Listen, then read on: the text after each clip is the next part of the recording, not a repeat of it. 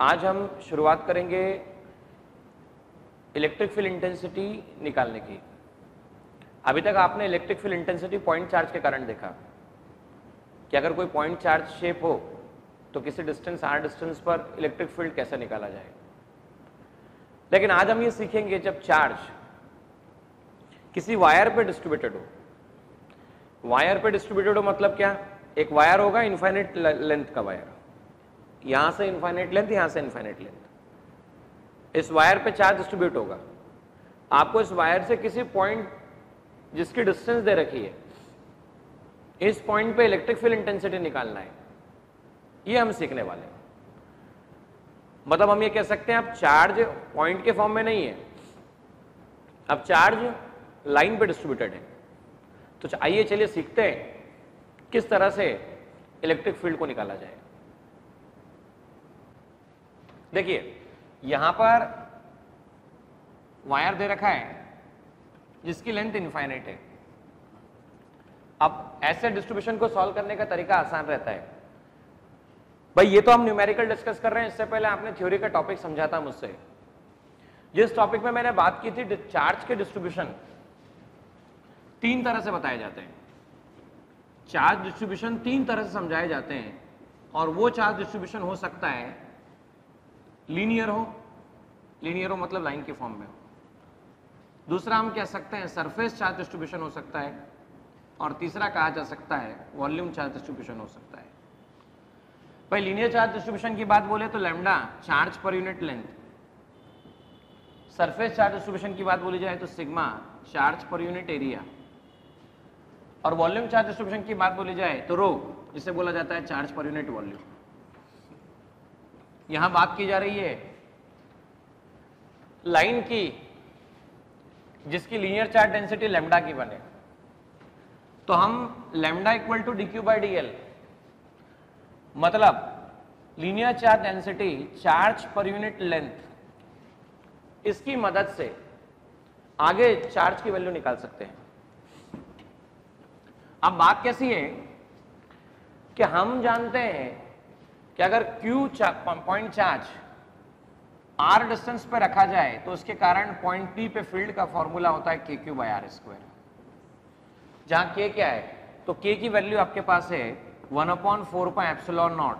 Q कौन सा charge है तो Q पॉइंट चार्ज है और R क्या है तो R सेपरेशन है। लेकिन क्या ये पॉइंट चार्ज है क्या ये जो लाइन दिख रहा है लीनियर चार्ज दिख रहा है ये पॉइंट चार्ज है क्या? तो डेफिनेटली आप देख पाएंगे ये पॉइंट चार्ज नहीं है। पर हम ये बात जानते हैं कि जब डिफरेंट पॉइंट्स इनका लोकस निकाला जाए तो पॉइंट का लोकस लाइन होता है। मतलब आप डिफरेंट पॉइंट को ज्वाइन करोगे तो आपको लाइन मिलेगा, आप डिफरेंट लाइन को ज्वाइन करोगे तो आपको सरफेस मिलेगा, और आप डिफरेंट सरफेस को ज्वाइन करोगे तो डेफिनेटली स्टूडेंट्स आपको वॉल्यूम मिलने वाला है। मतलब हम ये कह सकते हैं अगर हम इस लाइन को छोटे छोटे पार्ट में कट कर दें, भाई ये लाइन इसको छोटे छोटे पार्ट में कट कर दें तो हर छोटा पार्ट एक पॉइंट कहला सकता है, एक पॉइंट चार्ज कहला सकता है।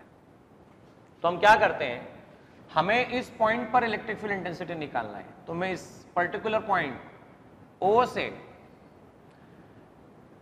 बॉटम की तरफ या टॉप की तरफ कहीं पे भी ले सकता था, लेकिन यहां से L डिस्टेंस पर मैंने DL थिकनेस का, स्मॉल थिकनेस का एक एलिमेंट लिया। अब इस DL थिकनेस का, DL विड्थ का जो एलिमेंट लिया गया उसके कारण हम देख सकते हैं पॉइंट P पर इलेक्ट्रिक फील्ड इंटेंसिटी क्या हो। भाई जिस भी पॉइंट पे फील्ड निकालना होता है तो फील्ड की बेसिक डेफिनेशन होती है force experience per unit test charge. Force experience per unit test charge मतलब आपको जिस पॉइंट पे फील्ड निकालना होता है पहले आप वहां पे टेस्ट चार्ज पुटअप करते हो। तो मान लो आपने टेस्ट चार्ज पुटअप किया प्लस Q0। अब यहां चेक करो इसका चार्ज क्या तो पॉजिटिव। अब इस पॉजिटिव चार्ज और इस पॉजिटिव चार्ज में क्या होने वाला है, भाई ये वाला चार्ज और ये वाला चार्ज आपस में क्या करेंगे, तो हम पहले भी कह चुके हैं same charge ripple each other, opposite charge attract each other. तो ये वाला चार्ज इसको रिपल करेगा तो हम ये कह पाएंगे यहां से इस पॉइंट पर लाइन ज्वाइन की जाए यहां से इस पॉइंट पर लाइन ज्वाइन की जाए, दोनों का नेट फील्ड जो है वो है इलेक्ट्रिक फील्ड। अब देखो लेंथ छोटा सा, अरे भाई लेंथ छोटा सा तो चार्ज भी छोटा सा। अब ये चार्ज छोटा सा कितना है, तो यहां देखो lambda equal to dq by dl था, lambda equal to dq by dl था, तो dq इक्वल टू आपके पास होगा लैम्डा इंटू dl। dq आपके पास कितना होगा, लैम्डा इंटू dl होगा। तो हम क्या कर रहे हैं, हम इस छोटे से चार्ज के कारण जो फील्ड निकल रहा है उसे छोटा सा फील्ड कह रहे हैं, और ये छोटा सा फील्ड सर्टेन एंगल थीटा पर, अगर ये थीटा एंगल है तो उसको डार्क लाइन से बताना चाहूंगा मैं, यहां पर हम इसे डी थीटा एंगल कह सकते हैं, very small angle between this particular width. आइए अब हम क्या लिख सकते हैं, हम लिख सकते हैं छोटे से चार्ज के कारण छोटा सा फील्ड, और वो छोटा सा फील्ड होगा k dq upon R square, k dq upon R square. इसे कहता हूं O, ये पॉइंट कहलाता है A, इस पॉइंट को कह रहा हूं B, और सपोज इस पॉइंट को मैं कहता हूं C पॉइंट कहता हूं, लेट आई से दिस इज C पॉइंट। अब क्या हुआ, अब आप देख सकते हैं यहां से यहां तक का सेपरेशन L है, O से लेकर C तक का सेपरेशन ये R0 गिवन है। आपको इस प्रॉब्लम में दो ही बात गिवन है, आपको गिवन है लैम्डा और आपको गिवन है R0, बाकी सब आपको एलिमिनेट करना है। मतलब ये हुआ यहां से यहां तक का सेपरेशन R0 है, यहां से यहां तक का सेपरेशन इस पॉइंट से L है, और ये जो दिख रहा है आपको AC सेपरेशन, तो A to C separation small r है, O टू C आपके पास R0 है, और O टू A आपके पास है L separation. Angle OCA check कर सकते हैं आप, एंगल OCA, ये एंगल आपके पास में थीटा एंगल गिवन है। तो देखिए मुझे क्या क्या करना है, मुझे पहले तो DQ की वैल्यू निकालना है, और DQ के साथ साथ मुझे R की वैल्यू की रिक्वायरमेंट है। What is the value of R, मतलब अगर हमें R निकालना है, हमें दो बातें यहां से निकालना है, एक चार्ज निकालना है और एक R निकालना है, एक चार्ज निकालना है और एक R निकालना है। तो R निकालने के लिए क्या करेंगे हम, तो R निकालने के लिए इन ट्राइंगल OAC ट्राइंगल में चेक कीजिएगा।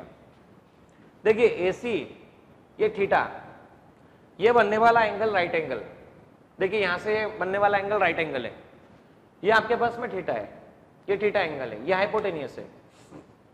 तो हम हाइपोटेनियस और बेस, हाइपोटेनियस और बेस को हम लिख सकते हैं cos theta equal to base upon hypotenuse, या R लिखा जा सकता है आपके पास में R0 cos थीटा, R को लिखा जा सकता है R0 अपॉन cos थीटा। जब स्मॉल r को लिखा गया R0 अपॉन cos थीटा, तो हमारे लिए R का प्रॉब्लम सॉल्व हो गया। अब दूसरा हमें सॉल्व करना है कि DQ क्या निकलेगा, तो DQ निकालने का तरीका देखो आप, DQ आ रहा है लैम्डा इंटू DL, आपको गिवन है यहाँ पे लैम्डा, आपको गिवन है यहाँ पे लैम्डा, और हम बात कर रहे हैं DL की, तो DL कैसे निकाला जाए, वापस आप चेक कीजिए in triangle OAC, tan theta को लिखा जा सकता है परपेंडिकुलर अपॉन बेस। तो देखो परपेंडिकुलर आपके पास L है, बेस आपके पास R0 है, तो L की वैल्यू आ जाती है आपके पास R0 tan थीटा।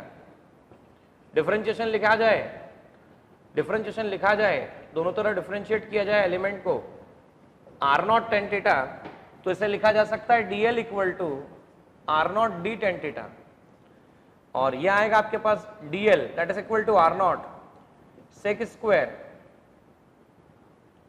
ये हो जाएगा आपके पास sec square theta D theta. तो इस तरह से हम DL निकाल चुके हैं।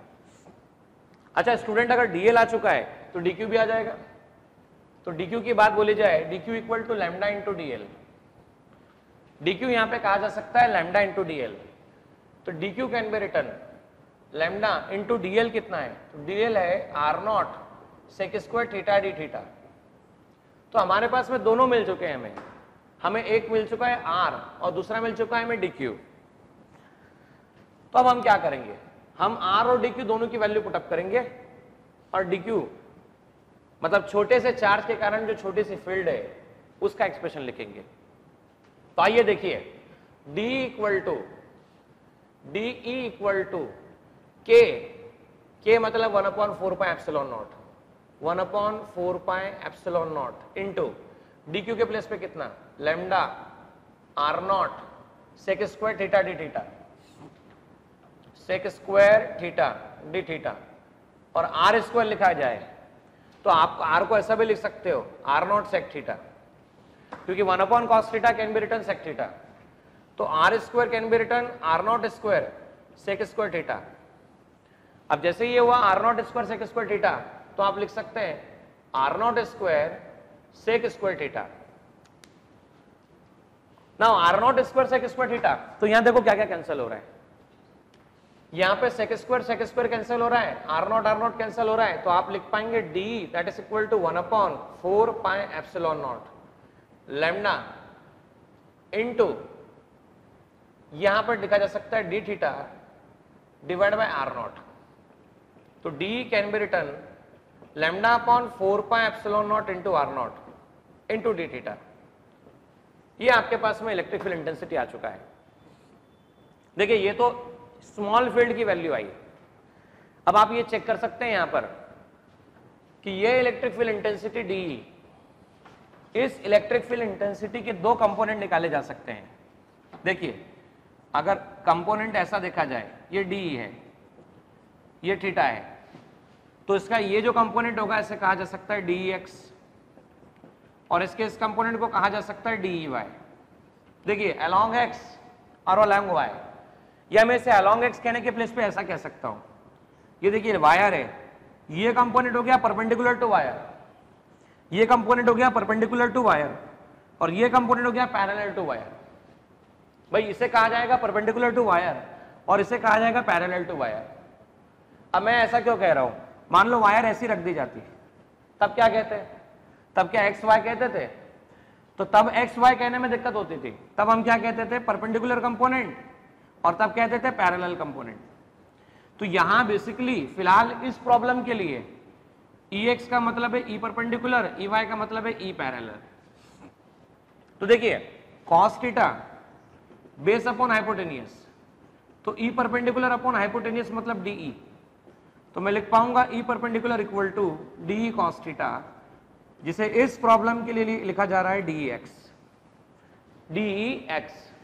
अब सिमिलरली आप साइन थीटा निकालेंगे, तो साइन थीटा क्या हो जाएगा, साइन थीटा हो जाएगा परपेंडिकुलर अपॉन हाइपोटेनियस, तो ये हो जाने वाला आपके पास में डी वाई।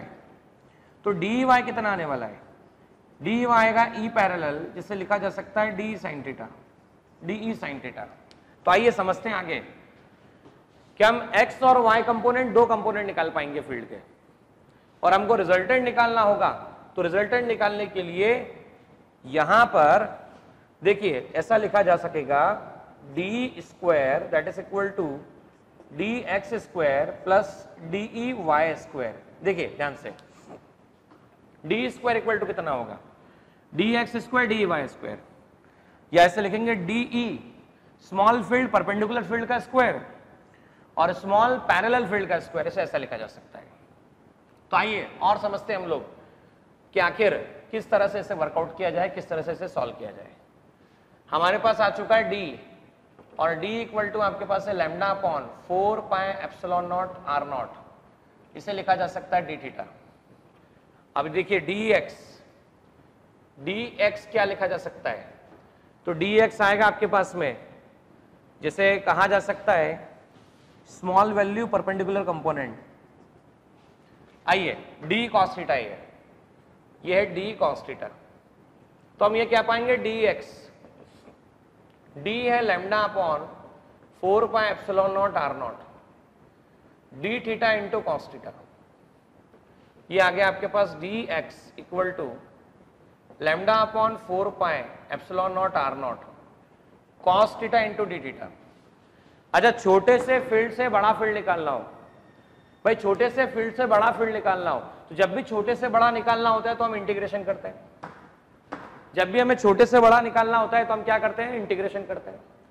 अब इंटीग्रेशन करते हैं तो लिमिट क्या आएगी, तो यहां पर मैं इसे लिखता हूं integration of D X equal to E X, इसे ई परपेंडिकुलर कहा जाएगा, क्योंकि देखिए ई एक्स को ई परपेंडिकुलर कहा गया है। यहां है lambda upon 4 pi epsilon naught are naught integration cos theta D theta. देखिए यहां सबसे इंपॉर्टेंट बात सीखने वाली, यहां पर सबसे इंपॉर्टेंट बात सीखने वाली बच्चों ये है कि ये जो इंटीग्रेशन कॉस थीटा का आप निकालने जा रहे हो, इसकी लिमिट क्या ली जाए? तो लिमिट कैसे ली जाएगी, ध्यान से सुनिएगा भाई। वायर का लेंथ छोटा होता, पॉइंट पी ये रहा होता आपका, आप यहां से ज्वाइन करते तो ये वाला छोटा एंगल बनता। आप जैसे लेंथ बढ़ाते, चेक करते जाना, लेंथ बढ़ाने पर ये एंगल थोड़ा सा बढ़ गया, आपने लेंथ और बढ़ा दिया, लेंथ बढ़ाने पर चेक कीजिए ये एंगल यहां से बनने वाला बढ़ रहा है, वापस आपने यहां से बढ़ा दिया, ये एंगल बढ़ गया, आपने लेंथ और बढ़ा दिया, लेंथ बढ़ाया, यहां से ज्वाइन किया, यहां से ज्वाइन किया, देखो ये एंगल और बढ़ गया। मतलब जैसे जैसे आप लेंथ बढ़ाते जा रहे हैं वैसे वैसे ये एंगल बढ़ता जा रहा है एंटी क्लॉकवाइज। और देखिए अगर इनफाइनाइट लेंथ बोला जाएगा तो ये एंटी क्लॉकवाइज एंगल बढ़ते बढ़ते बढ़ते बढ़ते π/2 पे पहुंच जाएगा। वैसे टॉप पे बढ़ते बढ़ते बढ़ते ये एंगल π/2 पे पहुंच जाएगा। तो अगर इसे रेफरेंस माना जाए, मतलब इसको बॉटम लाइन को रेफरेंस माना जाए, इसको अगर मिड लाइन को रेफरेंस माना जाए, तो इससे एक इस तरफ आप आ रहे हैं और एक इस तरफ आप जा रहे हैं। तो देखिए दोनों लाइन के बीच में एक्चुअल एंगल π/2 कितना है, तो टोटल है π/2 पाई एंगल है। लेकिन इस लाइन से ऊपर पॉजिटिव पार्ट, इस लाइन से नीचे नेगेटिव पार्ट। मतलब आप लिमिट कहां से कहां ले सकते हैं, आप लिमिट ले सकते हैं -π/2 से +π/2, -π/2 से +π/2। तो देखिए ई परपेंडिकुलर क्या आ जाता है आपके पास में, E perpendicular component of electric field to the wire. भाई ई परपेंडिकुलर का मतलब perpendicular component to the electric field to the wire. तो ये आ गया λ/4πε0 इंटू r0। अब cos थीटा का इंटीग्रेशन होता है कितना, तो ये होता है प्लस साइन थीटा, और ये होगा -π/2 से +π/2। नाउ -π/2 से +π/2 ध्यान से देखिएगा, E perpendicular that will become λ/4πε0 r0, λ/4πε0 r0 sin π/2 sin π/2। और आपको जानकारी देना चाहूंगा साइन माइनस थीटा की वैल्यू होती है माइनस साइन थीटा। तो परपेंडिकुलर कंपोनेंट आ गया λ/4πε0 r0, साइन π/2 होता है +1, साइन π/2 होता है +1, और minus sign theta plus sign, minus sine theta minus sine theta. भाई साइन का एंगल अगर नेगेटिव हो तो उसकी वैल्यू भी नेगेटिव होती है, तो हम यहां लिख सकते हैं -1। तो यहां पर परपेंडिकुलर कंपोनेंट निकल कर आता है λ/4πε0 r0 इंटू 2। तो परपेंडिकुलर कंपोनेंट को लिखा जा सकता है 2λ/4πε0 r0, या इसे लिखा जा सकता है λ/2πε0 r0। क्या लिखा जा सकता है स्टूडेंट, इसे λ/2πε0 r0। यहां तक कोई दिक्कत किसी को? बोलेगा, कोई समस्या हो तो बोलिएगा तब सभी स्टूडेंट। तो यहां पर ई परपेंडिकुलर आ चुका है λ/2πε0 r0। अब मुझे बात करनी है पैरेलल कंपोनेंट की, और पैरेलल कंपोनेंट को हम वाई कंपोनेंट भी कह सकते हैं। तो देखिए अगर वाई कंपोनेंट होता था तो यहां पे चेक कीजिए, वाई कंपोनेंट में या पैरेलल कंपोनेंट में साइन थीटा था, तो मैं इसे साइन थीटा कह सकता हूं। यहां पर हमने इसे लिखा वाई, एक बार फिर देखिए यहां पे लिखा आपने इसे वाई, यहां कॉस थीटा के प्लेस पे लिख सकते हैं आप sine theta. Again this is the Y component, और वाई कंपोनेंट को लेटर ऑन लिखा गया है पैरेलल कंपोनेंट। ये वाई कंपोनेंट, यहां cos थीटा था, इसके प्लेस पे लिखा गया sin थीटा। अगेन ये cos थीटा था, इसके प्लेस पे लिखा गया sin थीटा। अब अगर sin थीटा लिखा गया है तो देखिए आगे हम लिखते हैं किस तरह से सॉल्व किया जाए। तो यहां देखने वाली बात क्या है, यहां देखने वाली बात ऐसी है, ई पैरेलल कंपोनेंट λ/4πε0 r0।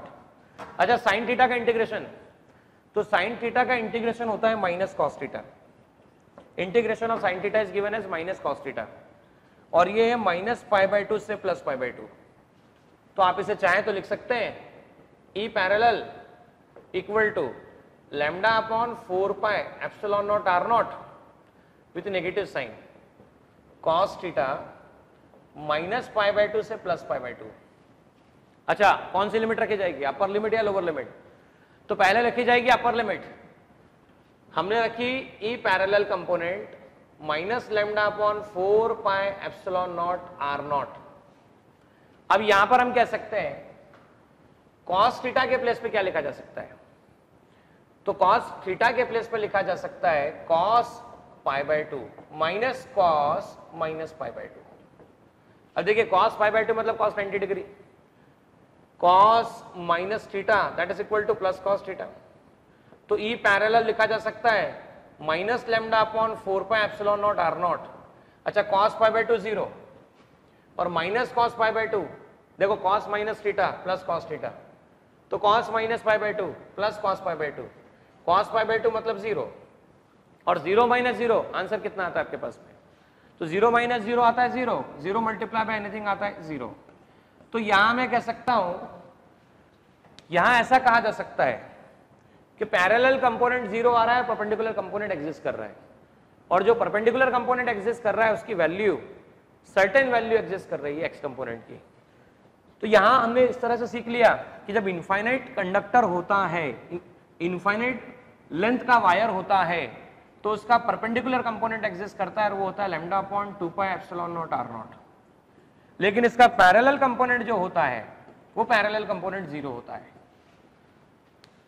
देखिए अभी यहां पे perpendicular parallel component infinite length wire हमने देख लिया, लेकिन कई बार ऐसा होता है कि लेंथ इनफाइनाइट नहीं होती है, ये लेंथ इनफाइनाइट ना होते हुए लेंथ फाइनाइट होती है।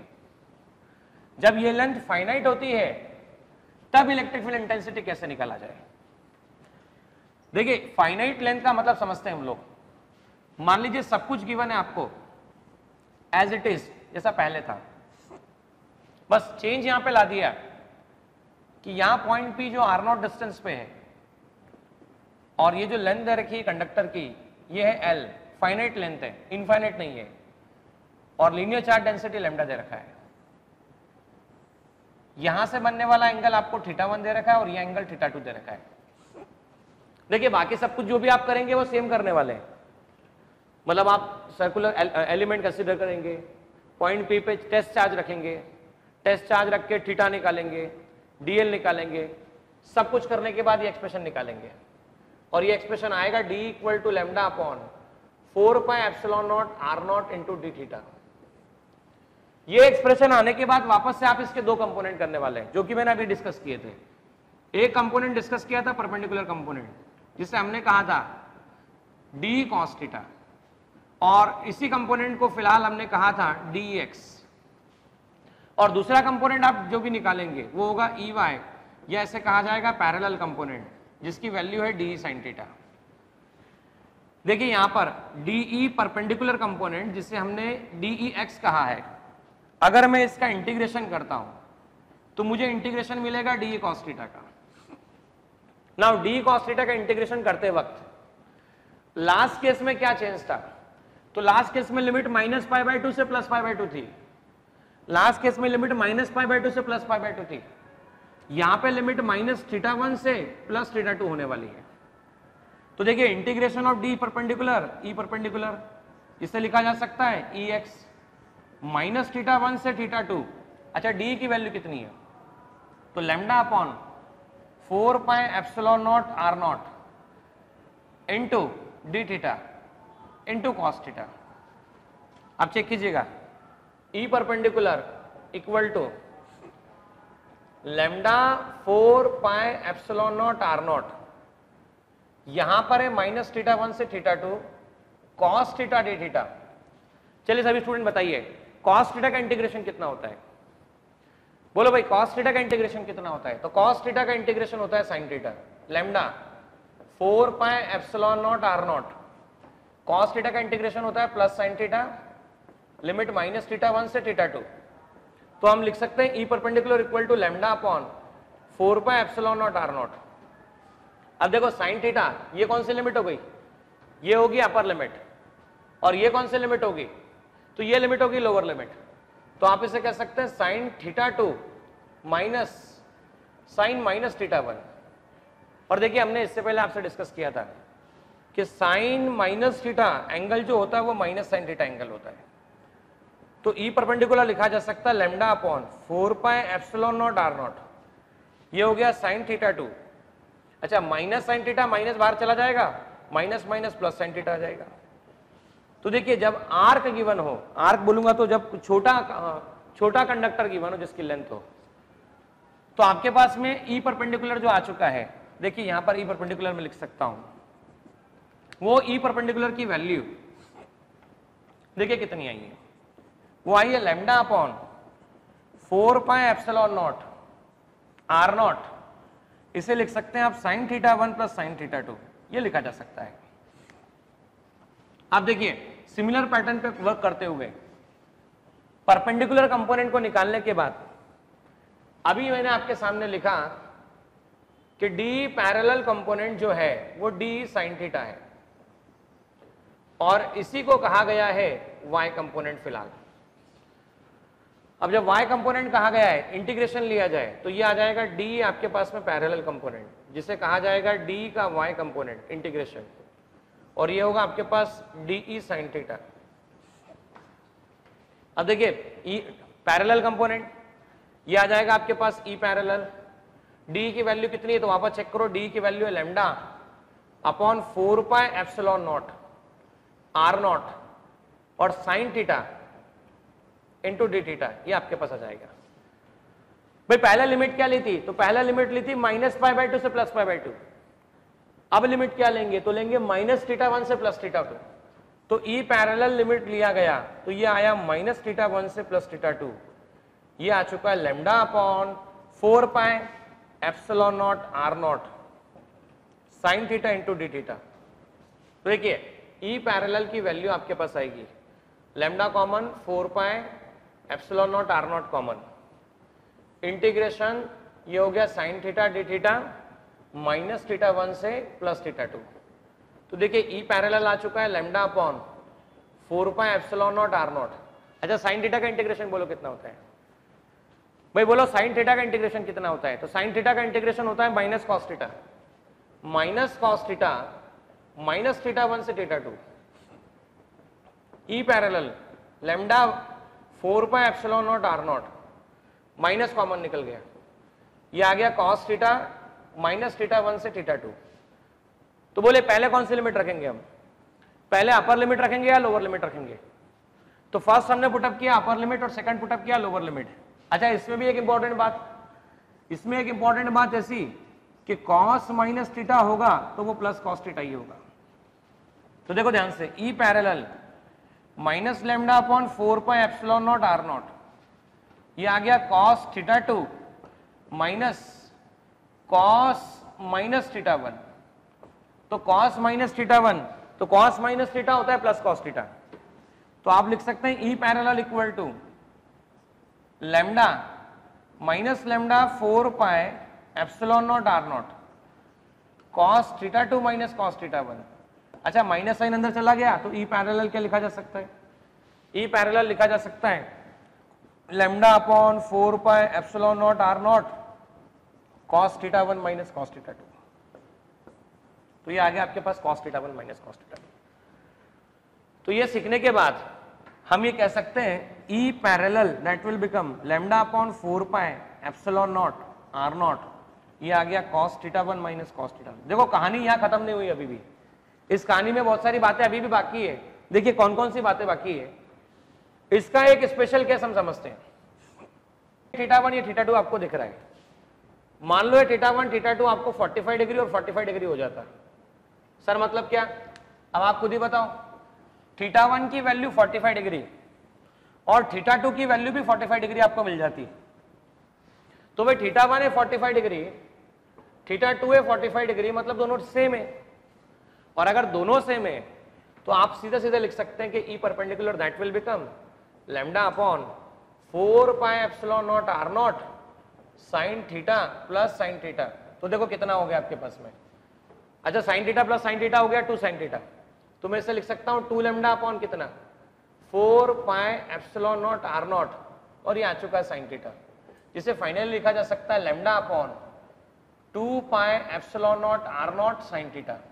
ये आ चुका है आपके पास परपेंडिकुलर कंपोनेंट।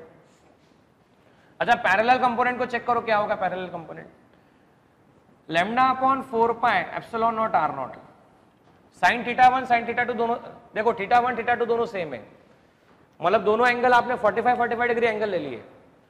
तो थीटा 1 थीटा 2 दोनों एंगल सेम है, तो आप लिख सकते हैं सीधा सीधा cos theta minus cos theta. अच्छा, cos theta minus cos theta कितना होगा? तो cos theta minus cos theta 0 होगा, तो 0 multiply by anything, answer will be 0। तो E पैरेलल आपको 0 आने वाला है। नेट इलेक्ट्रिक फील्ड आपके पास होगा E परपेंडिकुलर का स्क्वायर और E पैरेलल का स्क्वायर।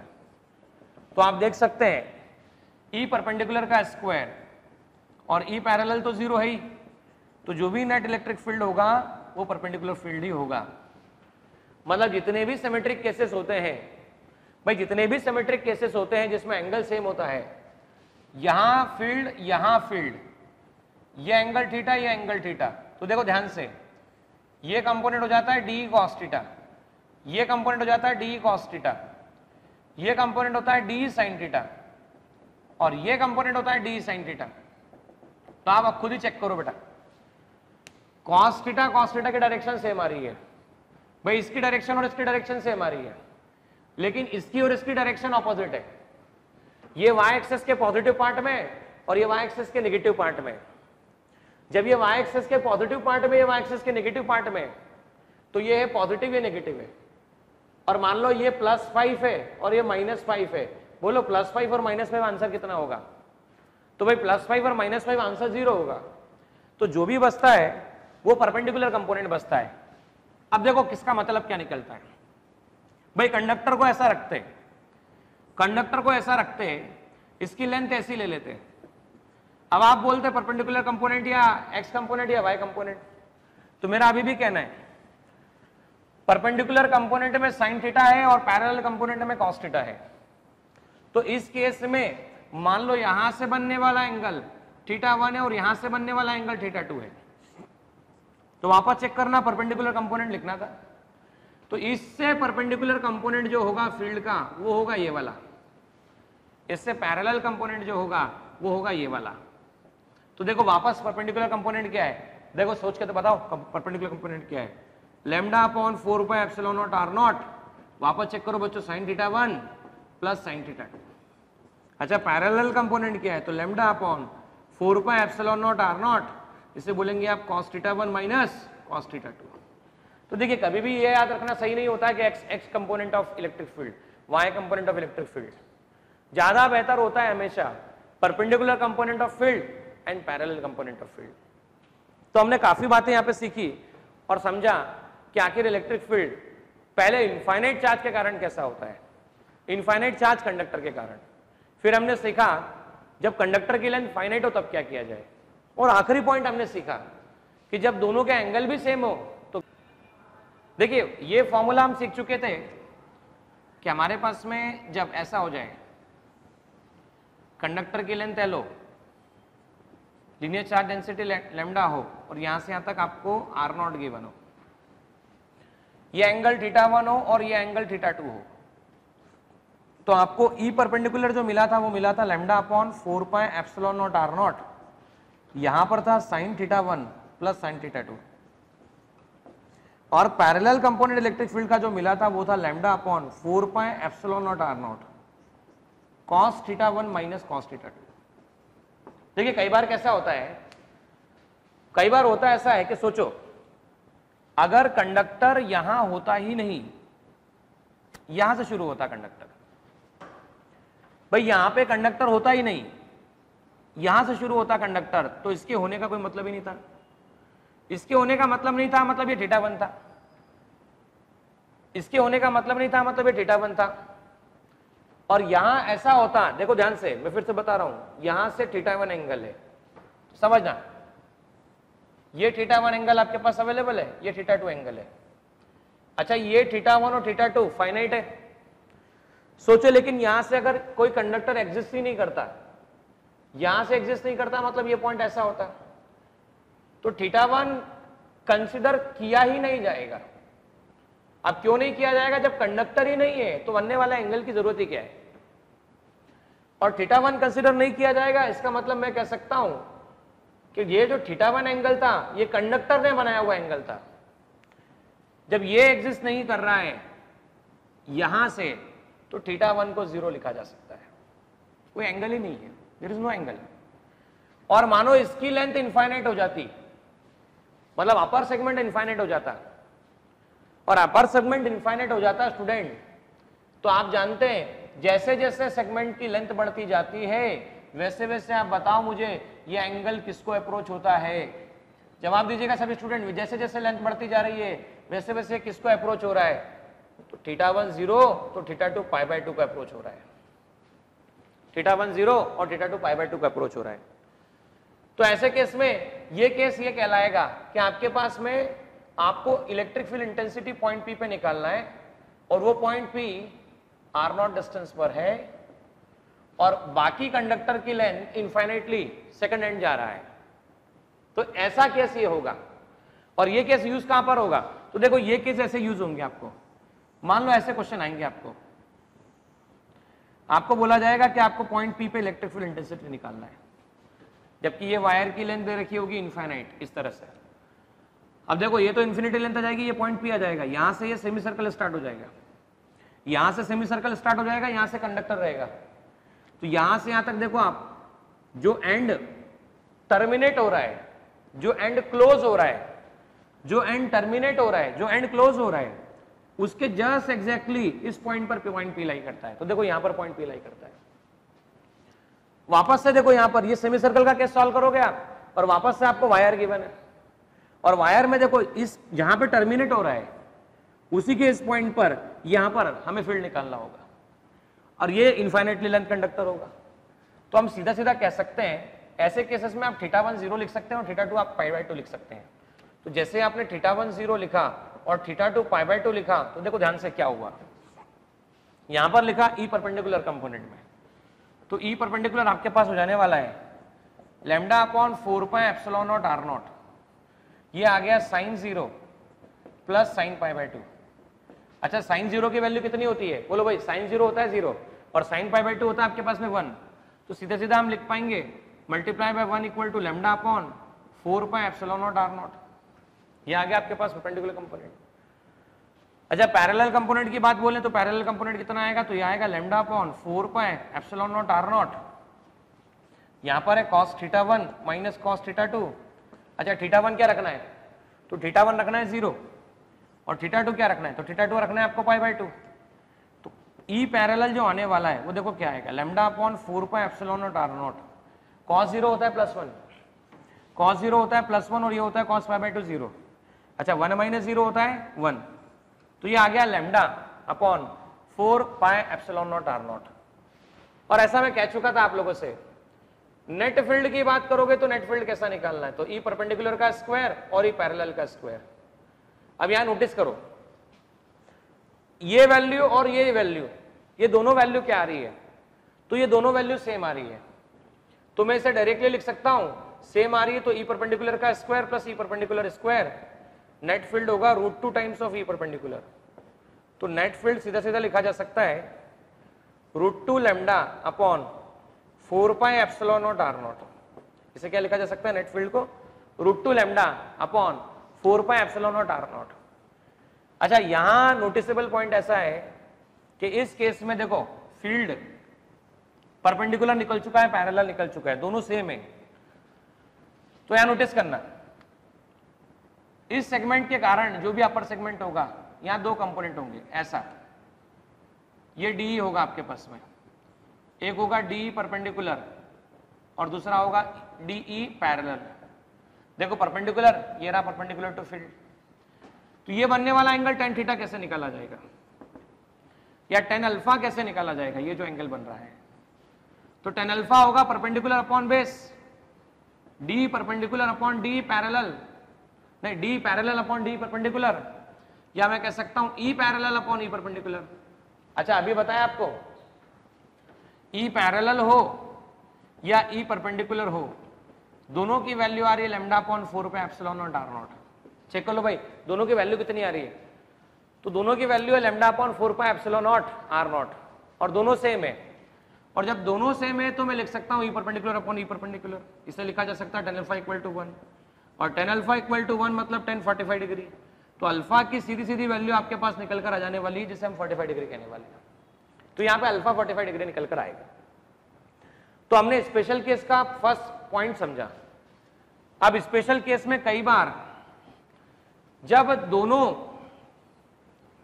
से बनने वाला एंगल सेम होता है, जैसा कि मैंने पहले भी डिस्कस किया था, यहां से यहां तक का डिस्टेंस r0 होता है, और हमें फील्ड निकालना हो, हमें एक्सप्रेस करना हो, तो हम पहले भी देख चुके थे कि ई परपेंडिकुलर कंपोनेंट जो होता है वो होता है lambda upon 4 pi epsilon naught r0। यहां पर था साइन थीटा और साइन थीटा, थीटा 1 थीटा 2। अब देखो थीटा 1 और थीटा 2 बनने वाला एंगल सेम है, मतलब ये एंगल और ये एंगल दोनों सेम हो गए, तो आप देख सकते हो ई परपेंडिकुलर आ गया आपके पास lambda upon 4 pi epsilon naught r0, ये sine theta plus sine theta आ गया आपके पास में 2 साइन थीटा, और जैसे 2 साइन थीटा आया तो ई परपेंडिकुलर हो चुका है 2 lambda sine theta upon 4 pi epsilon naught r0। अब देखना ध्यान से, ये r0 है, ये लेंथ l है, तो ये लेंथ कितना होगा, तो ये लेंथ आपके पास l/2 होगा, ये l/2 डिस्टेंस है, ये आपके पास r0 है, तो ये थीटा है, तो ये कितना होगा, देखो ये हाइपोटेनस निकालना तो कितना निकालेंगे, ये होगा l² upon 4 plus r0²। Check कर लो एक बार फिर से, टोटल लेंथ कितना था, तो टोटल लेंथ l था, ये लेंथ कितना है, ये r0 है, ये कितना है, तो ये l/2 है, ये r0 है, ये l/2 है, तो ये कितना निकलेगा, तो r इक्वल टू निकलेगा आपके पास under root l² upon 4 plus r0², इसे मैं r कह रहा हूं। अब जैसे ये निकला तो देखो हम परपेंडिकुलर कंपोनेंट क्या लिखने वाले हैं, हम परपेंडिकुलर कंपोनेंट लिखेंगे lambda upon 2 pi epsilon naught r0 into sin theta, या perpendicular component will be given by 2 pi epsilon naught r0 sin theta, sin theta होगा परपेंडिकुलर अपॉन हाइपोटेनियस, तो परपेंडिकुलर कितना आ रहा है आपके पास में l/2 और हाइपोटेनियस कितना है, तो देख लो चेक कर लो आप, l² अपॉन 4 प्लस कितना है r0² है, so perpendicular component will become lambda upon 2 pi epsilon naught r0 l/2 under root l² plus 4 times of r0², 4 times of r0² divide by under root 4 2 आ जाएगा, 2 से 2 cancel हो गया, तो perpendicular component को लिखा जा सकता है lambda upon 2 pi epsilon naught r0 l upon under root l² plus 4 r0²। तो हमने लगभग concept related to infinitely long conductor के कारण जो फील्ड होता है उसके लगभग सारे कंसेप्ट समझ लिए हैं। नेक्स्ट लेक्चर में आप और हम प्रॉब्लम्स को लेकर डिस्कस करेंगे कि आखिर प्रॉब्लम सॉल्व कैसे किए जाए।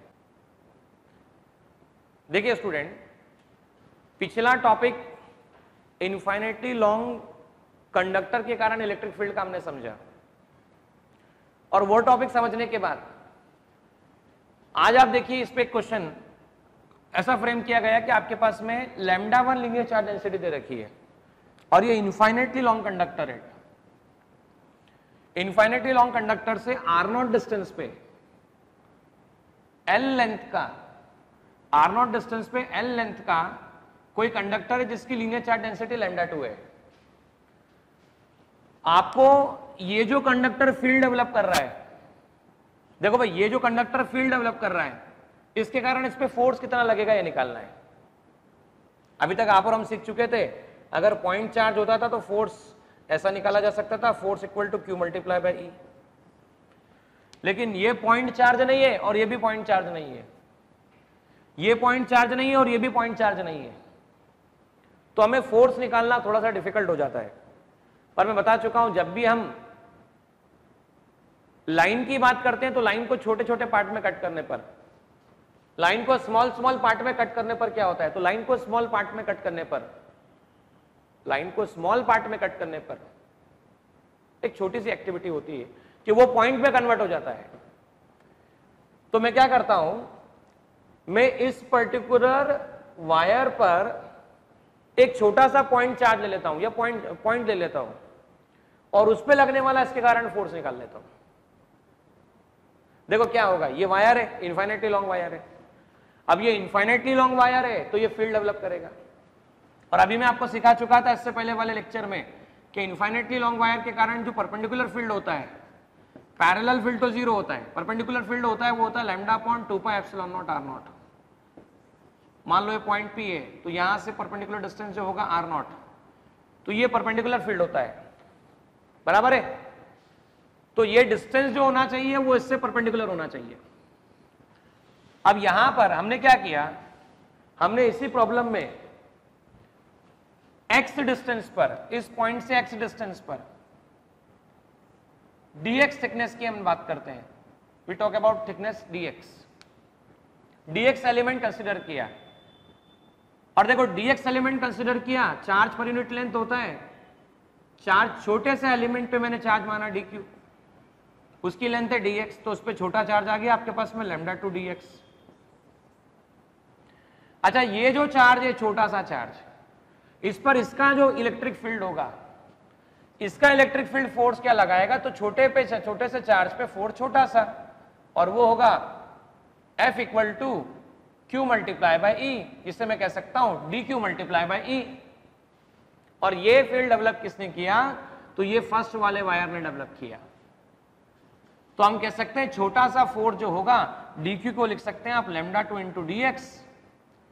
और देखिए E1 को क्या लिखा जा सकता है, यहां से यहां तक डिस्टेंस r0 था। देखो जिस पॉइंट पे फील्ड देख रहे होते हैं, जिस भी पॉइंट पे फील्ड देख रहे होते हैं, उस पॉइंट का वायर के साथ में परपेंडिकुलर जो डिस्टेंस होता है वो डिस्टेंस r0 है। वो देखो यहां पर ये एलिमेंट है, ये पॉइंट P की तरह बिहेव कर रहे हैं, ये इनफाइनेटली लॉन्ग कंडक्टर है, इनफाइनेटली लॉन्ग कंडक्टर है, ये बनने वाला एंगल 90 है। तो हम सीधा सीधा लिख सकते हैं λ1 upon 2 pi epsilon naught into x. तो छोटा सा फोर्स आ गया आपके पास में λ1 λ2 2 पाई एप्सिलॉन नॉट, ये आ चुका है dx अपॉन एक्स। अच्छा, छोटे से फोर्स से बड़ा फोर्स निकालना हो, हमें छोटे से फोर्स से बड़ा फोर्स निकालना हो तो कैसे निकाला जाएगा भाई, छोटे से बड़ा निकालना होता है तो हम इंटीग्रेशन करते हैं। ये आ गया λ1 λ2 2 pi epsilon not integration dx upon x. छोटे से आप देखो x की वैल्यू कहां से कहां चेंज हो रही है, तो आप पास लाते लाते लाते लाते यहां पे ला सकते हो, और मैक्सिमम दूर ले जाते हुए इस एलिमेंट को यहां पे ले जा सकते हो। तो सबसे पास लेके आओगे तो ये हो जाएगा r0, सबसे पास लेके जाओगे तो ये हो जाएगा r0, और सबसे दूर लेके जाओगे तो ये हो जाएगा r0 प्लस l। तो देखो शुरुआत हो रही है r0 से और फाइनली एंड हो रहा है r0 प्लस l पर। और integration of df, integration of dx होता है x, इंटीग्रेशन ऑफ dt होता है t, तो इंटीग्रेशन ऑफ df होगा आपके पास में f λ1 λ2 2 पाई एप्सिलॉन नॉट, और इंटीग्रेशन ऑफ 1 अपॉन x होता है log e x। ये आ चुका है r0 से लेकर r0 प्लस l। अब देखो क्या हुआ, f इक्वल टू आया आपके पास λ1 λ2 2 pi epsilon not log e r0 plus l, upper limit minus log e lower limit r0। Force निकाला जा सकता है λ1 λ2 2 पाई एप्सिलॉन नॉट। अच्छा, log m माइनस n तो log m plus n, log m minus n होता है log m bye n, तो r0 plus l divide by r0। तो इससे फोर्स को लिखा जा सकता है λ1 λ2 अपॉन 2 पाई एप्सिलॉन नॉट, ये आ चुका है आपके पास में log e 1 plus l upon r0। ये वो फोर्स होगा जिस फोर्स से ये वो फोर्स होगा जो ये जो वायर है इसके कारण इस वायर पे लगने वाला फोर्स होगा।